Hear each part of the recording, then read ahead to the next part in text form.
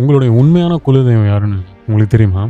கருப்பன் சூர்யா அவர்கள் அற்புதமாக அந்த ஒரு படத்தை வந்து நடிச்சு கொடுத்துருக்காரு. அதில் 1% தான் வந்து குலதெய்வம்னா என்ன அப்படின்றத மக்கள்கிட்டயே நம்ம வந்து சொல்கிறோம். 99% ஞானத்தை பற்றி யாரும் சொல்கிறது இல்லை. இது வந்து நான் டைரக்டரையோ ஆக்டரையோ குறை சொல்கிற வீடியோவும் இல்லை, ஜட்ஜ் பண்ணுறதும் இல்லை. அது அற்புதமான படம், கமர்ஷியல் பிஸ்னஸ் அண்ட் அதில் வந்து தத்துவத்தை நல்லபடியாக சேர்த்துருக்குறாங்க. இதெல்லாம் தாண்டி ஞான ரீதியாக ஆன்மீகப்படி ஞானத்துக்கு மட்டுமே சம்மந்தப்பட்டு இந்த ஒரு ஆன்மீகத்தை யாருமே வெளியே கொண்டு வரல. History was always changed into something, but history was never told the same way. ஹிஸ்ட்ரியை ஒரே விதமாக ஒரே மாதிரி யாரும் சொல்லலை. ஹிஸ்ட்ரியை வந்து மாற்றி மாற்றி மாற்றி மாற்றி தன்னுடைய சுயநலத்துக்கு ஏற்றபடி நிறைய பேர் மாற்றிக்கிறாங்க. ஹிஸ்ட்ரியை, கடவுளையும் 5000 கடவுள்கள் மேலே இருக்கும். இன்னும் வந்து ஒரு குலதெய்வம் வேணுமா? குலதெய்வத்துடைய தர்மங்கள் என்ன? 99% சொல்கிறீங்களே, அது இன்னும் மக்களுக்கு என்னெல்லாம் தெரியணும்? குலதெய்வ வழிபாடுகளை என்னெல்லாம் செய்யணும்? ஒரு 14 வருஷமாக கிரியா செய்கிற இந்த ஒரு கிரியா யோகியாக நான் வந்து இந்த ஒரு விஷயங்களை உங்களிடம் வந்து சேர்க்குறேன். இதில் ஏன் கருப்பாடை போடுறாங்க? ஏன் வந்து காவல் தெய்வமாக கருப்பன் இருக்காரு? இதெல்லாம் வந்து எதனால் வந்து உருவாக்கியிருக்காங்க? அண்ட் படத்துலையுமே சரி, எங்கேயோ தெய்வம் ஒன்றுனே சிஜிஐ விஎஃப்எக்ஸ்லாம் போட்டு வேறு மாதிரிலாம் காமிக்கல. மனுஷ சரீரமாக தான் அந்த தெய்வத்தை காமிச்சிருக்காங்க. இதெல்லாம் என்ன ஏது அப்படின்றத இந்த வீடியோவில் முழுக்க உடைக்கிறேன். வாங்க, இது உங்களுக்கான வீடியோ.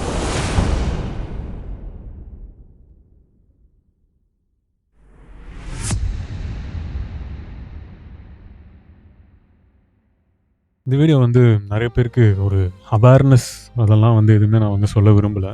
ஞானத்தை பற்றி நான் தெரிஞ்சுக்கணும் கொஞ்சமாவது அப்படின்னு தேடுறவங்களுக்கு தான் இந்த வீடியோ வந்து முதல்ல சேரும். ஆன்மீகம் அப்படின்னாலே வந்து இன்றைக்கி நம்ம மகாத்தர் பாபாஜி பார்க்குறோம், ஸ்ரீ கிருஷ்ண பரமாத்மா பார்க்குறோம், அதுக்கப்புறமா ஜீசஸ் பார்க்குறோம், பரமஹம்ச யோகானந்தர் பார்க்குறோம், லஹரி மாஷை, ஷிரடி சாய்பாபா, ஸ்ரீ யுக்தேஸ்வர், இவங்கெல்லாம் மானவ ஜென்மா எடுத்து ஒரு நல்ல தெய்வ நிலைக்கு போனவங்க. சரிங்க, தமிழர்களில் பல சித்தர்கள் மானவ ஜென்மா எடுத்து இப்போ பட்டினத்தார் எடுத்துக்கிட்டிங்கன்னா தாய் வயிற்றில் பிறந்தவர் தான். அவருக்கும் கல்யாணம் ஆயிருக்கு. அவரும் வந்து கடைசியில் பெரிய செல்வாந்தனாக இருந்தவர் தான். எல்லாத்தையும் விட்டுட்டு போனவர் தான். தெய்வம் என்னைக்கு நெருங்க நெருங்க எல்லாத்தையும் விட்டுட்டு போயிடுவாங்க. இது தமிழர்கள் சித்தர்கள், நார்த் இந்தியாவில் இருக்கிற இது வேறு, தமிழர்கள் வேறுன்னு இப்படி பிரிக்காதீங்க. எல்லாமே ஒன்று தான். அவங்க எல்லோரும் மனுஷங்க தான், நம்மளும் மனுஷங்க தான். அவங்களுக்குள்ள தெய்வம் இருக்குது, நமக்குள்ளேயும் தான் தெய்வம் இருக்குது. இதை நம்ம எப்படி எழுப்பணுன்றது தான் இங்கே பேர். இங்கே இதோடைய மொத்த கான்செப்டே பேர் காட் அப்படின்னு ஒரு நேம் சொல்கிறோம், தெய்வம்னு பேர் சொல்கிறோன்னா அது தனக்குள்ளே இருக்கிறது தான். ஸோ இந்த ஸ்கெட்செல்லாம் நான் எதுக்கு முன்னாடி சொல்கிறேன்னா உங்களுக்கு கிளாரிட்டி வரணும். சரி, ஃபஸ்ட் இப்போ வந்து சூர்யா அவர்கள் கருப்பன் அப்படின்ற ஒரு படம் எடுத்து இன்றைக்கி வந்து அது ரொம்ப ஃபேம் ஆகுது. குலதெய்வ வழிபாடுகள் அப்படின்றது ரொம்ப ஃபேம் ஆகுது. சரி, இப்போ இந்த குலதெய்வ வழிபாடுனா என்ன? அந்த தெய்வம் வந்து ஏதோ ஒரு உயிரை கொல்றது ஆசைப்படுமா? ஃபஸ்ட்டு பாயிண்ட்டுங்க. அந்த தெய்வம் போய் ஏதோ ஒரு உயிரை வந்து கொல்லுடா, கொன்று எனக்கு வந்து நீ சாப்பாடு போடுன்னு ஆசைப்படுமா அப்படின்னா, இது மக்களாகவே உருவாக்குனது. உண்மையிலே அந்த காலத்தில் இருந்தப்போ, அந்த காலகட்டங்களில் இருந்தப்போ யாராவது அங்கே போய் இருந்து அதை பார்த்துருந்தா என்ன மாதிரி நீங்கள் அதை வந்து சொல்ல மாட்டீங்க. பல ஆயிரம் வருஷத்துக்கு முன்னால் உண்மையான குலதெய்வம் யார் அப்படின்னு கேட்டிங்கன்னா, உங்களை முதல்ல உருவாக்கின ஒரு ரிஷிகள் இருப்பாங்க இல்லையா? ரிஷிகளோடைய கர்ப்பத்திலேருந்து தான் நம்ம வந்திருக்கோம். அது நல்லா ஞாபகம் வச்சுக்கோங்க. தேவதைகளோட கர்ப்பத்துலேருந்து தான் நம்ம உருவாயிருக்கோம், மனிதர்கள் கூட. இது வந்து யாருமே வெளியில் வந்து உடைக்க மாட்டாங்க, யாருக்கும் தெரியாது அப்படின்னு நினைக்காதீங்க. வேதங்கள்லாம் எடுத்து பாருங்கள். இந்தியன் சென்ட்ரல் கவர்மெண்ட்டே அதை வந்து அவைலபிளாக வச்சுருக்கு, எக்ஸ்போசிங்காக தான் வச்சுருக்கு. அதை நம்ம பார்க்கவே இல்லை. ஆனால் வந்து ஏதோ ஒரு குலதெய்வத்துடைய புத்தகம் கிடச்சிதுன்னா இதான் உண்மைன்னு நம்புகிறோம். அப்போ இந்த புத்தகத்தை நம்பும்போது அதையும் நீங்கள் நம்பணும். அது ஏதோ நார்த் இந்தியா சம்ஸ்கிருதத்தில் இருக்குல்ல, தமிழ்லேயும் இருக்குது. அப்போது இந்த ரிஷிகளோடைய நாபிலேருந்து நான் சொல்கிறது எவ்வளவோ பல லட்ச வருடங்கள் முன்னாடி நடந்த ஒரு இந்த மானவ கிரியேஷன், ஹியூமன் கிரியேஷன், இது வந்து அவ்வளோ சர்வசாதாரணமான ஒரு டிஎன்ஏ ஃபார்மேஷன் கிடையாது. அந்த ரிஷிகள்லாம் பிளான் பண்ணி ஒரு ஹியூமன்ஸுன்ற ஒருத்தவங்க இங்கே வரணுன்றதுனால உருவாக்கப்பட்டவங்க இந்த மனிதர்கள். அப்படி இங்கே வராங்க மனிதர்கள். அஃப்கோர்ஸ் ரிஷிகள் வந்து தெய்வத்துக்கு சமந்தான். நம்மளெல்லாம் வந்து படைச்சது, நம்ம இந்த மொத்த பூலோகத்தில் இருக்கிற மொத்த பிண்டங்கள் எல்லாம் உருவாக்குனது அவங்க தான். இத்தனை மில்லியன்ஸ் ஆஃப் ஸ்பீசிஸை உருவாக்குனது அவங்க தான். இந்த பூமியில் எந்த ஸ்பீசிஸ் எங்கே போகுதுன்னு இன்னைக்கு வரைக்கும் அவங்க ட்ரேஸ் பண்ணுற அளவுக்கு அவங்கக்கிட்ட சிஸ்டமேட்டிக் டேட்டா இருக்குது. இதில் வந்து ஹை எண்ட் டெக்னாலஜி. 100 வருஷத்துக்கு முன்னாடி நான் வந்து இங்கேருந்து உட்காந்து வீடியோ போட்டால் யூடியூப்ல நீங்கள் பார்க்க முடியும் அப்படின்னு சொன்னால் எல்லாம் பைத்தியம்னு சொல்லி சிரிச்சிருப்பான். பட் நம்ம பண்டைய கால ஏன்ஷியன்ட் டெக்னாலஜி இப்போ வரைக்கும் அது யார் என்னன்னு கூட நம்மளால் ட்ரேஸ் பண்ண முடியாது. சரி, அந்த சாப்டர் பக்கத்தில் வைப்போம், அது இல்லை டாபிக். இதெல்லாம் ஏன் உங்களுக்கு லீடு கொடுக்குறேன்னா, உங்களுக்கு கொஞ்சம் கொஞ்சமாக சென்ஸ் ஆகும் நான் என்ன பேச வரேன்னு. ஒரு குல தெய்வம் அப்படின்ற வழிபாடில் ஒரு நரபலி கொடுக்குறதோ ஆடு பலி கொடுக்குறதோ ஏதோ ஒரு பலி கொடுத்து நம்மளுடைய பாவத்தை கழிச்சுக்கணும் அப்படின்ற ஒரு ரிச்சுவல் உருவாயிருக்குல்ல, இது மனிதனால் உருவாக்கப்பட்டது மட்டும்ன்றதுக்கு எனக்கு 1000 எவிடன்ஸ் இருக்குது. 2வது விஷயம், இது ஏதோ கான்ட்ரவர்சி கிரியேட் பண்ணுறதுக்கெலாம் இல்லை. பல மனிதர்களுக்கு ஞானத்தை மட்டும் சேர்க்கணும், அவ்வளவுதான். தவிர மனிதர்களுக்கு வந்து நம்ம ஞானத்தை சேர்க்காம இன்னும் பல காலங்களாக அதே அரைச்சமாகவே அரைச்சிட்ருக்கிற மாதிரி நம்ம பண்ணிகிட்டு இருந்தோம் அப்படின்னு வச்சுக்கோங்க, யாருமே இங்கே ஞானம் அடைய மாட்டாங்க. யாருமே வந்து கொஞ்சம் கூட கொஞ்சமாவது சுய சிந்தனையோடு யோசிக்க மாட்டாங்க. செல்ஃப் ரியலைசேஷன் இருக்காது. எல்லோரும் ஒரு ரோபோட் மாதிரி சொசைட்டி சொல்லிச்சு, அதை தான் நம்ம கேட்போம் அப்படின்னு வாழும். இதெல்லாம் ஃபஸ்ட்டு ஏன் பண்ணுறோன்னு நான் சொல்லட்டுமா? உண்மையிலேயே கருப்பன் சுவாமி ஏன் வந்தார்? ஆக்சுவலாக அவர் ஏன் கருப்பன் சுவாமியாக சொல்கிறான்? கருப்பு கலரில் ஏன் அவர் இருக்கார்? ஏன் அப்படி அவரை வந்து வடிவமைக்கணும் அப்படின்னா, ஒரே ஒரு விஷயம் சொல்கிறேன். இப்போது துரந்தர் படம்லாம் நீங்கள் பார்த்துருப்பீங்க, நான் இன்னும் அதை பார்க்கல. நிறைய பேர் வந்து சூப்பராக இருக்குது, அது இருக்குது, ஸ்பை அப்படி இப்படின்னு சொல்கிறீங்க. ஒருத்தரை போய் நீங்கள் அடிக்கணும்னா ஸ்பைலாம் என்ன பண்ணுவாங்கன்னா பிளாக் காஸ்டியூம் தான் போட்டுப்பாங்க, ஓகேவா? தன்னுடைய மொத்த சரீரத்தையே ஒரு லெவலுக்கு மாற்றி ஆன்மீக பயிற்சிகள் கலைகள்லாம் செஞ்சு ஒரு ஸ்டேஜுக்கு மாற்றி அவருக்குள்ளே வந்து மிகப்பெரிய குண்டலினி சக்தி அவர் ஏற்றி இது எல்லாத்தையும் பண்ணுறதுக்கு ஒரு குரு வேணும். அது கருப்பன் சுவாமியாக இருந்தாலும் சரி, ஒரு குரு இருந்து தான் அவர் சாதனை பண்ணியிருப்பார். இது மக்கள் சொல்ல மாட்டாங்க, இதெல்லாம் வெளியிலையும் வராது. ஸோ இதெல்லாம் சாதனை பண்ணி முடித்ததுக்கப்புறம் நீ இதுக்காக தான் போகணும், நீ இந்த மக்களை காப்பாற்று. ஏன்னா அப்போ இருந்த காலகட்டம் வேறு. 1000 வருஷத்துக்கு முன்னால் இருந்த காலகட்டங்களோ, கருப்பன் சுவாமினா ஒருத்தர் 2 பேர் இல்லை, நிறைய பேர் இருக்காங்க. ஹிஸ்ட்ரியை நீங்கள் எடுத்தீங்கன்னா நிறைய பேர் இருக்காங்க. இது வந்து இன்றைக்கி நிறைய பேர் சொல்லலாம் ஒருத்தர் தான் ஒருத்தரை பற்றின்னு, அப்படிலாம் கிடையாது. அது ஒரு நிலை ஆக்சுவலாக. ஸ்பைன்னு எடுத்துக்கிட்டிங்கன்னா நிறைய பேர் இருப்பாங்க. சிஇஓன்னு எடுத்துக்கிட்டிங்கன்னா ஒரு கம்பெனிக்கு தான் ஒரு சிஇஓ இருப்பாங்க. அந்த மாதிரி பல கம்பெனி இந்த உலகத்துக்கு முழுக்க இருக்குது. இப்போ வேர்ல்டுக்கே ஒரு சிஇஓ இருக்க முடியுமா? முடியாது. அந்த மாதிரி தான் அகத்தியரும் போகரும் அட் த சேம் டைம் அருணகிரிநாதரும், இந்த மாதிரி இந்த நிலைகள் எல்லாமே வந்து it's like a manager, COO. அந்த மாதிரி இந்த ஆன்மீகத்தில் ஒரு படிப்படி ஏறுறவங்களுக்கு அந்த நிலை கிடைக்கும். அது அந்த காலத்தில் போர்க்கள பூமி. இது வந்து போர் பூமி. இங்கே வந்து வாழ்வாதாரத்துக்கே வந்து ஒரு பெரிய ஒரு போராட்டமாக இருந்திருக்கு. இதை நான் சொல்கிறது 2000 இயர்ஸ் முன்னாடியோ 3000 இயர்ஸ் முன்னாடியோ 4000 இயர்ஸ் முன்னாடியோ மகாபாரத யுத்தங்கள்லாம் கூட அதுதான். அப்படி இருந்த காலகட்டம் அழிவு காலம்னு வரும்போது ரொம்ப கஷ்டம். இனிமேல் அதை நீங்கள் பார்ப்பீங்க. இப்போ போக போக புரியும். இப்படி யாராவது ஒருத்தர் வந்து காப்பாற்றிட மாட்டாங்களா அப்படின்னு நினைக்கும் போது ஒருத்தர் தயாராகி வந்தப்போ இந்த மக்களுக்காக அவங்க நின்று அவங்க சக்திகளை பயன்படுத்தி, குண்டலினி சக்திகளை பயன்படுத்தி அங்கே இருக்கிற அனைத்து தீய சக்திகளையும் காலி பண்ணாங்க. தீய சக்திகள்னா அதில் சில பேர் அசுரர்களாக இருக்கலாம், சில பேர் விட்டு போன இந்த நாகாஸாக இருக்கலாம், சில விட்டு போன மனிதர்களாக கூட இருக்கலாம், சில மனிதர்கள் கூட கரெக்டாக வைப்பாங்க. புரியுதுங்களா? பெண்கள் அராச்சாரம் நடக்குது, அதெல்லாம் அந்த காலத்தில் இருந்திருக்கு. என்ன இப்போலாம் சிசிடிவி இருக்குது, இவ்வளோ டெக்னாலஜி இருக்குது, அப்போலாம் ஒன்றுமே கிடையாது. இப்படி இருந்த காலகட்டத்தில் ஒருத்தர் வந்து நின்று அதை வந்து காவல் தெய்வமாக நான் இருக்கேன் அப்படின்னு சொன்ன அற்புதமான ஒரு ஹிஸ்ட்ரி. அது ஒரு ஹிஸ்ட்ரி. திரும்ப யுத்தம்னு எல்லாம் வரும்போது இவங்கெல்லாம் வேற ஒரு பர்பஸ்க்கு வரப்போகிறாங்க. புரியுதுங்களா? இப்போ நீங்கள் சொல்கிற குலதெய்வமோ இதுவோ உங்களோட ரியல் ஆரிஜின் என்னன்றது உங்களுக்குள்ள தான் கண்டுபிடிக்கும். அது வந்து ரொம்ப லாங்கு, ஆனால் ஈஸி. தனக்குள்ளே தேடினா ஈஸி. எத்தனை 1000 பிறவி நீங்கள் வெளியில் தேடினாலும் கிடைக்காது, பதிலே கிடைக்காது. கிட்ட போவீங்கன்னா பதில் கிடைக்காது. அப்பேற்பட்ட அந்த ஒரு ஆன்மீகம்ன்றது தனக்குள்ள அப்படின்னு சொல்கிறதுக்கு தான் கருப்பன் சுவாமி வந்தார். குல தெய்வங்களில் எத்தனை தெய்வங்கள் நீங்கள் எடுத்துக்கிட்டாலும் அவங்க எல்லாம் வந்தது அதுக்கு தான். எந்த தெய்வமாக இருந்தாலும் நம்ம குலதெய்வத்தை மறந்துடக்கூடாது. அப்போ அதுக்கு அர்த்தம் என்ன? குலதெய்வம்னா என்ன? முதல்ல நம்ம குலம், மதம், ரிலீஜியன், செக்ஷுவாலிட்டி, இது எல்லாமே முக்கியங்க. இதெல்லாம் முக்கியம். இது எதுவுமே நான் இல்லைன்னு சொல்லிட்டு இங்கே வந்து நான் ப்ராக்டிக்கலாக நான் பேசல. உங்கள் குலம் முக்கியம், உங்கள் கேஸ்ட்டு முக்கியம், உங்கள் மதம் முக்கியம், ஜாதி முக்கியம், இதெல்லாம் முக்கியம். எந்த அளவுக்கு அது முக்கியம்னா, நல்லது செய்கிறதுக்கு அது முக்கியம். ஆனால் அதை வச்சு டிஃப்ரென்ஷியேஷன் பார்க்க ஆரம்பிச்சிட்டிங்கன்னு வச்சுக்கோங்க, அன்றைக்கி வந்து அந்த தெய்வம் உருவாகின அந்த தெய்வத்தோடைய வம்சத்திலே நீங்கள் இருந்தாலும் இங்கே எதுவுமே நீங்கள் சாதிக்க முடியாது. அதேமாதிரி இன்னொன்று சொல்கிறேன், நல்லா கேட்டுக்கோங்க. நீங்கள் எல்லாருமே மக்கள் நீங்கள் எல்லாம் பார்க்குறீங்கல்ல, நீங்கள் எல்லாருமே தெய்வத்தோடைய வம்சத்துலேருந்து தான் வந்திருப்பீங்க. நான் தான் சொல்கிறேனே, உங்களுடைய ஆதி காலத்தில் இருந்த குலதெய்வமே அந்த ரிஷிகள் தான். அந்த ரிஷிகள் அங்கே இல்லைன்னா 7 காண்டினென்ட்ஸ் உருவாயிருக்காது, இந்த 7 கண்டங்களே இருக்காது. சப்த ரிஷிகள் இல்லைன்னா இங்கே ஒன்றுமே கிடையாது. சரி, இந்த சப்த ரிஷிகளை உருவாங்கின அதிபதி யாருன்னா சிவன். சிவன் வந்து இந்த ஆன்மீக பயிற்சிகள் கலைகள்லாம் கொடுத்து இத்தனை மக்களை தயார்படுத்தி இன்றைக்கி நம்ம ஒரு சிவிலைஸ்டாக நம்ம வாழ்கிறோன்னா இதுக்கு எல்லாத்துக்குமே முதல்ல சிவனுக்கு தான் நன்றி சொல்லணும் நீ.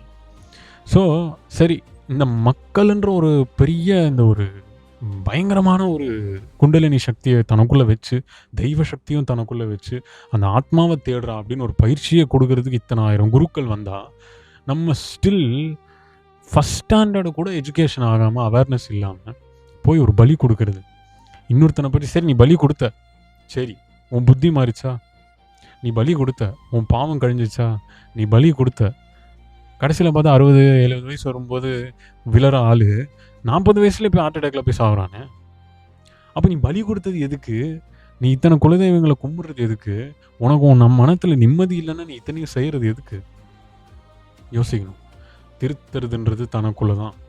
இது கருப்பன் சுவாமியே எழுதியிருக்காரு, கருப்பன் சுவாமியே சொல்லியிருக்கிறார். இது மாதிரி எத்தனை 1000 குலதெய்வங்கள் வந்தாலும் இத்தனை பேர் சொன்னதும் இதுதான். நம்மளுடைய உண்மையான ஆரிஜின் இது கிடையாது, பூமி கிடையாது. நீங்கள் வந்து என்னுடைய குலதெய்வம் தான் என்னுடைய இது அப்படின்னு நீங்கள் சொன்னாலும் ஒன்றுமே இங்கே கிடையாது. அதே மாதிரி சாமி வருது எனக்குள்ளே அப்படின்னு சொல்லிட்டு இப்போ 10 பேர் எங்கள் ஃப்ரெண்ட்ஸ்லாம் நாங்களே எங்களுக்கு சாமி வந்துச்சு நாங்கள் தேட்டரில் உட்காந்து ஆடிட்டுருக்கோம் அப்படின்னா, இருக்கிற மக்கள் எல்லாரையும் நான் வந்து ஃபூல் ஆக்குறேன், அவ்வளோதான். தவிர எனக்கு ஏதோ சாமி எனக்குள்ளே வந்துருச்சு அப்படின்றது என்ன, எனக்கு அது புரியல. எனக்குள்ளே இருக்கிறதே சாமி தானையா. நீ வந்து வாழ்கிற வரைக்கும் சாகிற வரைக்கும் உனக்குள்ளே சாமி இல்லைன்னா நீ வாழவே மாட்டே, செத்து போயிடுவேன். அதேமாரி இந்த குண்டலினி சக்தின்றது உனக்கு ஆக்டிவேட்டடாகவே தான் இருக்குது. இது என்ன நீ புதுசாக எதோ போய் ஆக்டிவேட் பண்ணுற, அது ஆல்ரெடி ஆக்டிவேட்டட் தான் இருக்குது. அதோடைய மூச்சும் சரி, அதோடைய விந்து சக்தியும் சரி, அது உள்ள கெமிக்கல் ரியாக்ஷன் ஆகி ஒரு அதீத சக்தி ஒன்று உருவாகும். அதை நான் இங்கே பேச விரும்பலை. உண்மையை சொல்கிறேன்னு சொல்லிட்டு நான் எல்லாருமே ஒரு முட்டாள் மாதிரி இங்கே தெரியப்படுத்த விரும்ப மாட்டேன் யாருக்கும். இப்போ இவ்வளோ விஷயங்கள் சொல்கிறேன்னா, இந்த வீடியோவில் இத்தனை பேர் பார்க்குறீங்கன்னா இது எல்லாருக்கும் புதுசாக இருக்கும், பைத்தியக்காரத்தனமும் இருக்கும். ஆனால் அதில் உண்மையிலே படித்த மக்களாக இருந்து அவேர்னஸாக எஜுகேட்டடாக யோசிச்சிங்கன்னா, ஆமாம் சாமி உண்மை தானே அப்படின்றது தோணும். இந்த லெவல் ஆஃப் கான்ஷியஸ்னஸ்க்கு நம்ம வரல. நம்ம என்ன நினைக்கிறோம், கருப்பன் சாமினா பலி நிறைய சாப்பிடுவார். நீ கருப்பன் சாமி அங்கே வச்சு ஒரு சிலையை வச்சுட்டு நீ அவருக்கு நான்வெஜ்ஜாக கொடுத்தா அவர் எங்கே ஒன்றாவது சாப்பிட்டாரடா? ஒன்று கூட சாப்பிடல. சரி, 2வது, இந்த ஒரு சிலை விக்கிரகங்கள் உருவாக்குனது யார்? மனுஷன். அது பண்டைய காலத்துலேருந்து இப்போ வரைக்கும் அந்த சிலை விக்கிரகம் உருவாக்குனது மனுஷன். சரி, அந்த சிலை பேசுதா, சாப்பிட்டுதா? கிடையாது. ஆனால் ஒன்று இருக்குங்க, பிராண பிரதிஷ்டை பண்ணால் அந்த சிலை பேசும். பிராண பிரதிஷ்டை பண்ணுற ஞானி இங்கே யார் இருக்கா? பிராண பிரதிஷ்டை பண்ணுற அளவுக்கு மகத்தான ஞானி இங்கே யார் இருக்கா? யாருமே இல்லை. பிராண பிரதிஷ்டைனா என்னன்னு கூட யாருக்கும் தெரியல. அப்பேற்பட்ட பிரதிஷ்டை பண்ணுற சித்தன்கள்லாம் இங்கே இல்லை இப்போது ப்ரெசண்ட்டில். அவங்கெல்லாம் அந்த காலத்தில் செஞ்சது இதெல்லாம். ஸோ இந்த கருப்பன் சுவாமி உணவை கூட சாப்பிட மாட்டார். அவர் ரேஞ்சு அவ்வளோ, சாப்பாடு கூட சாப்பிட மாட்டார். அவருக்கு ஏன் நம்ம போய் நான்வெஜ் கொட்டிகிட்ருக்கோம்? ஸோ இப்போ எங்கே குழப்பங்கள் வந்திருக்கு, எங்கே பேதங்கள் வந்திருக்கு, மதம் ஜாதி இதெல்லாம் நல்லதுக்காக இருந்த ஒரு விஷயத்தில் கெட்டதாக அது எங்கே கட்டாகி மாறி இருக்குன்னா அது வந்து ரொம்ப பெரிய ரகசியம். அதை நான் இங்கே தெரியப்படுத்த விரும்பலை. தெரிஞ்சாலும் நான் சொல்ல மாட்டேன். பிகாஸ் அதை நம்ம சொல்லிட்டோம்னு வச்சுக்கோங்களேன், அதோட பெரிய ஆபத்து எதுவுமே இல்லை. அதெல்லாம் வந்து கலியுகம் அழிவு நெருங்கிடுச்சு.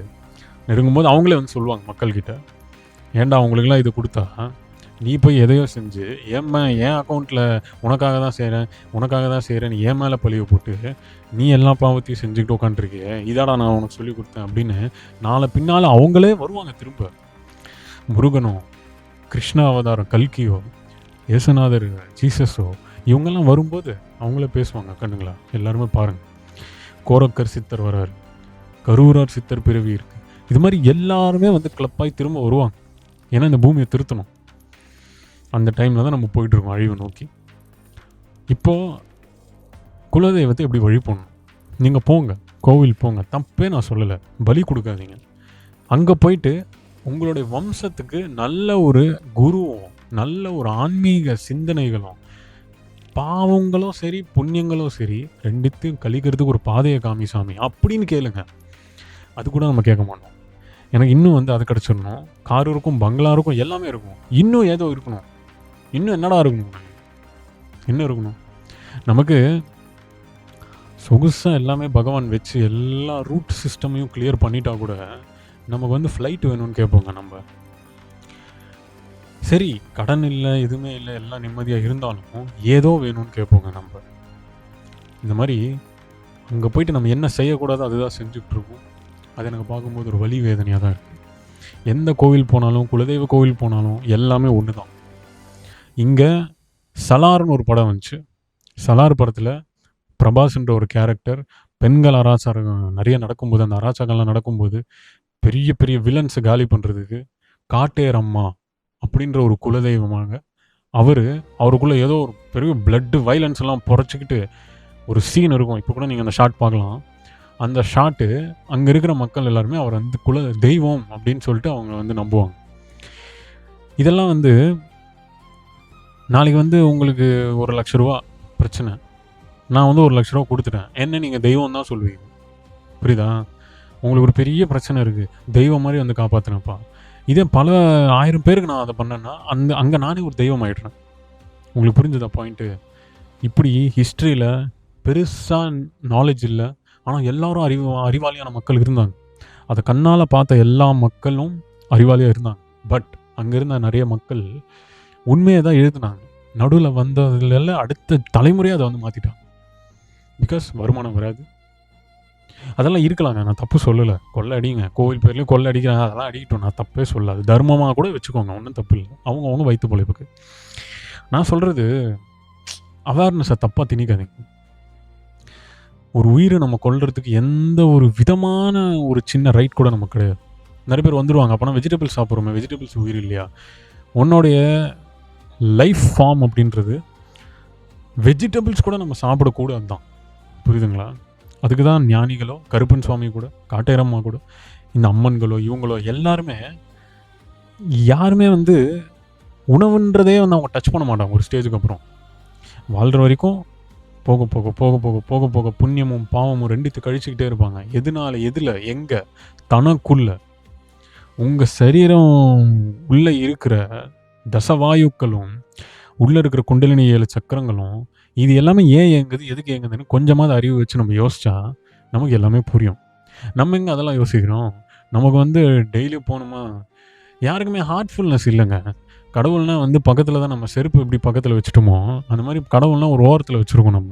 நம்ம இதயத்தில் நம்ம வைக்கலைங்க. இது எனக்கு வயிற்றெரிச்சலுங்க. எனக்கு எப்போயுமே எங்கே போனாலும் நான் இது வந்து சொல்லுவேன். கடவுளை யாருமே ஹார்ட்டில் வைக்கலைங்க. எல்லாருமே கடவுளை தூக்கி செருப்பு எங்கே வச்சுருப்போமோ அந்த மாதிரி ஒரு ஓரத்தில் ஈஸ்ட் ஃபேஸிங்கில் அங்கே இருந்தால் கடவுள் நமக்கு எல்லாம் நல்லாயிருக்கும். இந்த ஃபேஸிங் கூடங்க, நார்த்து, ஈஸ்ட்டு, சவுத்து, வெஸ்ட்டு, இந்த மொத்த பூமியில் தெய்வ பூமி தானே இது. இந்த தெய்வ பூமியில் யுத்தம் தப்பாது. அந்த யுத்தம் எப்பயுமே தப்பாது. அந்த யுத்தம் யாருனால வருதுன்னா சில பீயிங்ஸ் இருக்காங்க, அவங்க இந்த மனுஷங்களை தூண்டி விட்டுட்டு இந்த யுத்தத்தை வர வச்சுருவாங்க. ஆனால் மனுஷனுக்கும் யுத்தம் கிடையாதுங்க. எப்பயுமே மனுஷங்கள் ஒற்றுமையாக தான் இருக்காங்க. இந்த மனுஷங்களுக்குள்ள தேவையில்லாத சிந்தனைகளை தூண்டி விடுற காலத்தில் தான் நம்ம போயிட்டுருக்கோம். அது இந்த மொபைல் ஃபோன்ஸ், இந்த தேவையில்லாத டிவைசஸ், ரேடியேஷன்ஸ், நெக்ஸ்ட்டு 6G வரப்போது, அதெல்லாம் அல்டிமேட் ரேடியேஷன். இப்படி நம்ம இந்த வேர்ல்டில் வாழ்ந்துட்டு இன்னும் கூட தெய்வத்தை ஹார்ட்ஃபுல்லாக நம்ம தேடலைன்னு வச்சுக்கோங்களேன், உண்மையிலேயே சொல்கிறாங்க எல்லாரோட நம்மளும் போக வேண்டியது தான். சரிப்பா, தெய்வத்தை எப்படிப்பா தேடுறது? தனக்குள்ளே தேடுறா.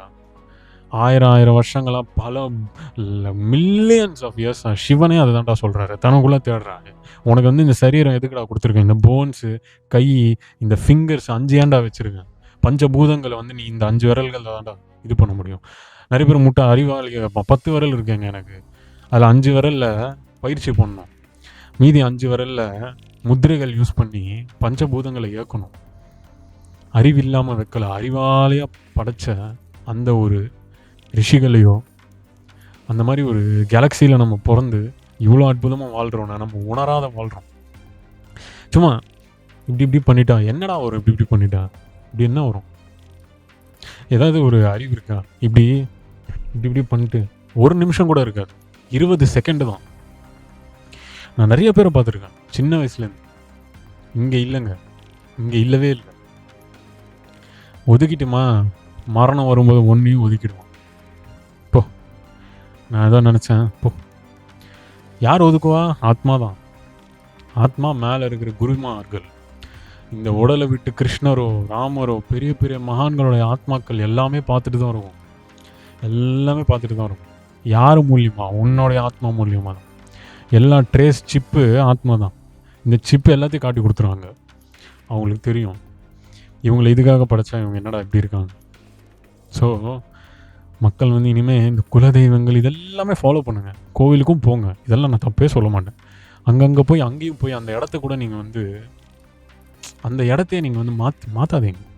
அந்த இடங்கள்லாம் உருவாக்குனது ஒரு பெரிய பெரிய போர்கள், கண்ணீர்கள், பல பெண்களுடைய ஒரு ஆசீர்வாதத்தில் அந்தந்த தெய்வங்களை நிப்பாட்டி வச்சுருக்காங்க.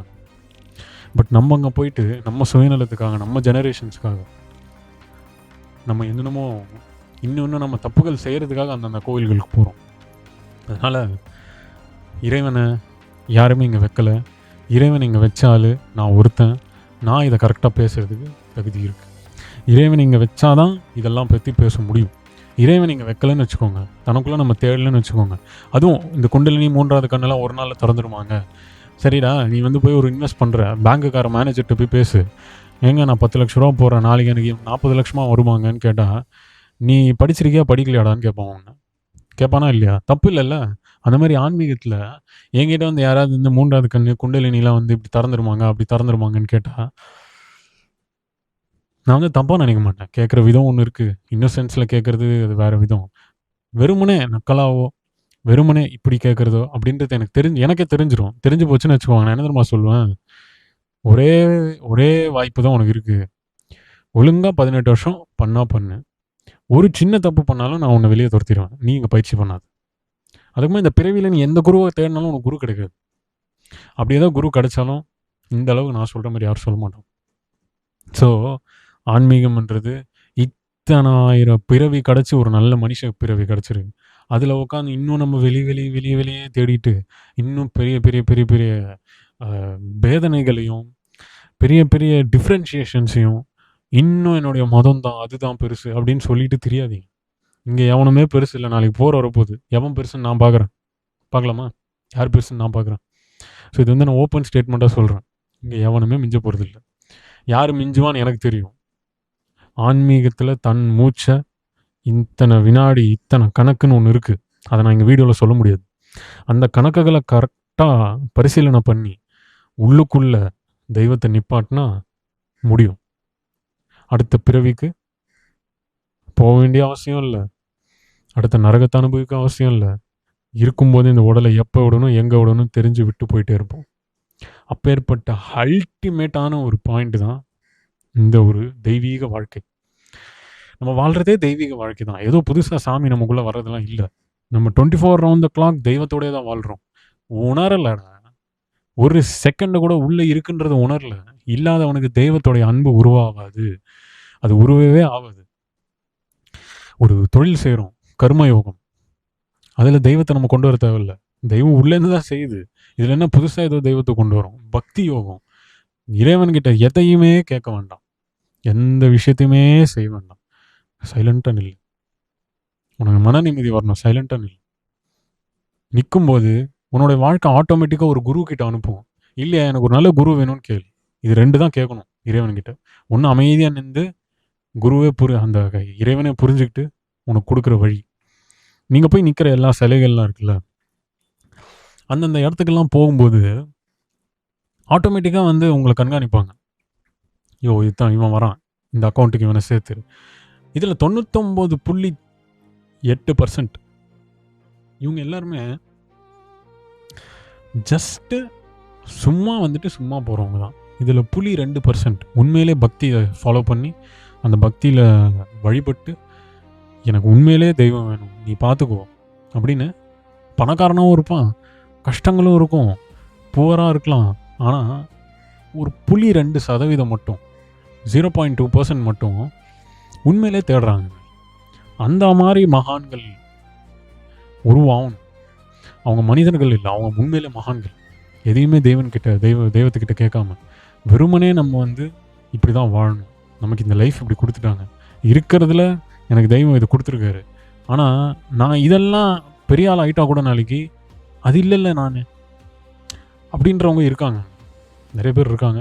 இப்போ நம்ம மிக்ஜில் இங்கே பயிற்சி பண்ணுறவங்களும் நிறைய பேர் இதே மென்டாலிட்டியில் பயிற்சி பண்ணுறவங்க இருக்காங்க. ஸோ இந்த வீடியோட கன்க்ளூஷனே என்னென்னா, நம்ம எங்கே போய் என்ன தெய்வத்தை எப்படி வழிபட்டாலும் சரி, மோக்ஷ முக்திக்கு கேரண்டி என்ன? நம்மளுடைய பிறவிக்கு மோக்ஷ முக்தி ரொம்ப இம்பார்ட்டன்ட். நம்ம வாழ்வாதாரத்துக்கு, நம்ம பயிற்சி பண்ணுறதுக்கு, ஒவ்வொரு விஷயத்தில் எல்லாத்துக்குமே வந்து கம்ஃபர்டபுள்னஸ் இன்னைக்கு வந்துச்சு. வீடு இருக்குது, பைக் இருக்குது, கார் இருக்குது, எல்லாமே இருக்குது. சில பேருக்கு அதுக்கும் மிஞ்சின கடன்கள் இருக்குது, அதெல்லாம் ஓகே. பட் அது நீங்கள் இல்லை. கஷ்டமும் நீங்கள் இல்லை, இஷ்டமும் நீங்கள் இல்லை, துன்பமும் நீங்கள் இல்லை, சந்தோஷமும் நீங்கள் இல்லை, எதுவுமே இங்கே இல்லைங்க. இந்த ஒரு ஸ்டேஜில் நான் வந்து இதெல்லாம் அனுபவப்படுறதுனால அந்த அனுபவத்தை உங்ககிட்ட எடுத்துகிட்டு சொல்கிறேன். அதுக்காக நான் இப்படி இருக்கேன் அதே மாதிரி நீங்கள் இருக்கணும்னு நான் சொல்லலை. என்னை விட உயர்ந்தவங்க நிறைய பேர் இந்த வீடியோ பார்க்குறீங்க. என்னை விட உயர்ந்தவங்க இந்த வீடியோ பார்க்கும்போது நீங்கள் தானங்க அந்த ஒரு தெய்வத்தை உண்மையிலே அன்போடு உள்ளே வச்சுக்கிட்டு அதுக்கு ரூபமோ, அதுக்கு ஒரு இதுவோ பேரோ எதுவுமே இல்லாமல் தன்னுடைய ஆத்மா கிட்ட கேளுங்க, உண்மையாக தெய்வம் யாருன்னு. நம்ம நிஜமாக கேட்குறது இல்லைங்க, நம்ம ஏதோ கற்பனைக்குள்ளே அவங்கள இவங்கள நினச்சிட்ருக்கோம். இதெல்லாம் சொல்கிறதுனால பாபாஜி கடவுள்னு நான் சொல்ல மாட்டேன், சிவனும் கடவுள்னு சொல்ல மாட்டேன். இந்த மொத்த சுஷ்டியை மொத்த கேலக்ஸி இதெல்லாம் க்ரியேட் பண்ண அதிபதி யாருன்னு யாருக்கும் தெரியாது. அது அப்படி தெரிஞ்சு போச்சுன்னா அவன் இங்கே இருக்க மாட்டான். எனக்கு அதோட கிளிம்ஸ் தெரிஞ்சதுனால சொல்கிறேன், இந்த ஒரு பிறவி, இந்த ஒரு மொத்த பிரபஞ்சத்தோட இதே மாயை தான். இதை விட்டு நீங்கள் எப்படி ஒவ்வொரு ஸ்டேஜில் அதை உணர்ந்து கடக்கிறீங்க பார்த்தீங்களா, அதுதான் நிம்மதின்னு பேர். அது ஒரு psychological state created by atomic particles. Extreme electrons உங்களுடைய ஸ்பைனில் வந்து ட்ராவல் ஆச்சுன்னா நிம்மதி கிடைக்கும். எக்ஸ்ட்ரீம் எலக்ட்ரான்ஸ் உங்கள் ஸ்பைனில் ட்ராவல் ஆகாமல், எப்போ பாரு உங்கள் ஸ்பைனில் காற்று கூட படாமல், உங்களுடைய பாடி ஃபுல்லாகவே டிப்ரெஸ்டு ஸ்டேட்டில் இருந்தால் எப்பயுமே நெகட்டிவாக தான் இருப்பீங்க. ஸோ இவ்வளோ சயின்டிஃபிக்காக, இவ்வளோ பயாலஜிக்கலாக ஒரு ஆன்மீகத்தை பற்றி யாருமே பேச மாட்டாங்க. ஏன்னா அனுபவம் இல்லை, பயிற்சி இல்லை. யூத்லேருந்து பயிற்சி பண்ணுறேன், சின்ன வயசுலேருந்து பயிற்சி பண்ணுறேன். நம்ம குரு ஏன்னா எங்கள் அப்பா நாகின் மாஸ்டர். இதெல்லாமே அவரும் சொன்னதில்லை, இதெல்லாமே வந்து அவர் சொல்லியும் நான் கேட்டதில்லை. இதெல்லாமே அவர் எனக்கு கொடுத்த ஒரே டெக்னிக் கொடுத்தாரு, இதை வச்சு நான் எல்லாத்தையும் தெரிஞ்சுக்கிறேன். ஸோ இது உள்ளே தான் எல்லாமே இருக்குது, உள்ளத்தில் தான் எல்லாமே உள்ளது. அதை ஞாபகம் வச்சுக்கிட்டு எல்லாமே ஃபாலோ பண்ணுங்க. ஆனால் எதுக்கு, ஏன் அப்படின்னு சில அறிவு யூஸ் பண்ணுங்க. ரோபோட் மாதிரி இருக்காதீங்க. அறிவை யூஸ் பண்ணி அந்த அறிவோடு பயணம் பண்ணால் தெய்வம் உண்மையிலே நமக்கு புரியும். அதுக்கப்புறம் ஒரு நல்ல குரு கிடைப்பான். குரு கிடைச்ச பிறகு அந்த குரு சொன்னபடி பயிற்சி பண்ணுங்க. அம்மா அப்பாவை விட குரு உயர்ந்தவங்க, அதை ஞாபகம் வச்சுக்கோங்க. அதனால தான் மாதா பிதா குரு தெய்வம் சொன்னாங்க தவிர மாதா பிதா அண்ணா தங்கச்சி ஹஸ்பண்டு ஒய்ஃபு குழந்தை குட்டின்னு சொல்லலை. ஞானம் ரொம்ப பெருசு, ஒரு வார்த்தையும் ரொம்ப உண்மையான வார்த்தை. பெரியவங்க எது சொன்னாலும் நல்லதுக்கு சொல்லுவாங்க. பெரியவங்க சொன்னது வேறு, நம்மளோட செல்ஃபிஷ்னஸ்க்கு நம்ம ஃபாலோ பண்ணுறது வேறு. பெரியவங்க சத்தி செய்ன்னு சொன்னாங்க, அது சொன்ன ஒரு பெரியவர் கிடையாது, சொன்னதே ஒரு முட்டாள். பெண்கள் அராஜகம் நிறைய ஆகுது அப்படின்னு சொல்லிட்டு இந்த பெண்களே வந்து இந்த ஆண்களோட போயிட்டு தொலையிட்டோம் அப்படின்னு வேதனையில் ஃபீல் பண்ணவங்க சில பேர் இந்த பெண்கள் விதவிகள், அவன் இல்லைன்னா என்ன ஒன்றும் கிடையாது அப்படின்னு சொல்லிட்டு இவ்வளோ போய் சாவு அப்படின்னு சொல்கிறது இப்போ கரெக்ட் இல்லைல்ல? எல்லாருக்கும் கொதிக்குது இல்லை? இப்போ நீங்கள் உன் புருஷா நீ செத்தனும் பொண்டாட்டியே சாவிச்சிரு அப்படின்னு நான் சொன்னால் இல்லீகலாக கேஸ் போட்டு உள்ள தள்ளுவோம்ல. அது நல்லது தானே, பெரியவங்க சொன்னது தானே, ஏன் ஃபாலோ பண்ண மாட்டேங்கிறோம்? ரிச்சுவல் தானே அது. அப்போது காலத்துக்கு ஏற்றபடி கிக் ஏறுது இல்லை, நம்ம ஒரு விஷயம் சொல்லும்போது மாற்றம் வருது இல்லை? அந்த மாதிரி நாளைக்கு இன்னொரு 100 வருஷத்தில் ஆன்மீக மாற்றம் நிறைய வரும். அடுத்த 12 வருஷத்தில் யுத்தம் வரும், அதுக்கு அடுத்து ரிஷிகள் வருவாங்க, திரும்ப ஆன்மீகம் மொத்தமாக ரீசெட் ஆகிடும். ஸோ இது எப்படி நடக்க தான் போகுது. பட் இது முன்னாடியே ஒருத்தர் சொன்னாங்கன்னு ஒரு பதிவு வேணும் இல்லையா? அந்த குருமார்களோட லிங்க்கில் இருக்கிறதுனால நான் இது உங்ககிட்ட அவங்களுடைய ஒரு கர்ட்டசியில் நான் அந்த ஒரு வீடியோ உங்களுக்கு பதிவு பண்ணி போட்டிருக்கேன்.